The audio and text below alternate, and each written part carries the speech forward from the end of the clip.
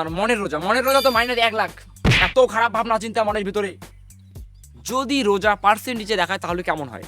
মনে করো তুমি রোজা আছো, তুমি সেহরি খাওয়ার পর থেকে তোমার পার্সেন্টেজ শুরু, ঠিক আছে? তোমার চোখের রোজা, তোমার হাতের রোজা, তোমার কানের রোজা, তোমার মুখের রোজা, তোমার সব কিছু অঙ্গের পার্সোনাল রোজা আছে এবং সবগুলো তোমাকে 100% করে দেওয়া হলো।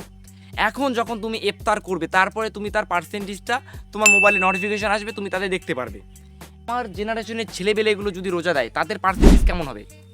তাদের পার্সেন্টেজ এমন হবে যে তাদের চোখের রোজা হবে -1000, মুখের রোজা হবে -1500, তারপরে হাতের রোজা মারপিট একটু কম করে আমি ওটা ধরে নিলাম অ্যাভারেজ 30-40।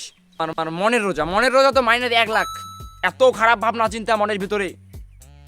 আর গায়ের রোজা তো মনে করো 50% শেষ। খারাপ দিকে যায় না ছেলেটা, বেশি খারাপ মনেই ভাবে। কমেন্টে বলো কানের রোজার ব্যাপারে। ওটা রোজার পার্সেন্টেজ কত থাকবে সেটা তোমরা বলে দাও। ধন্যবাদ।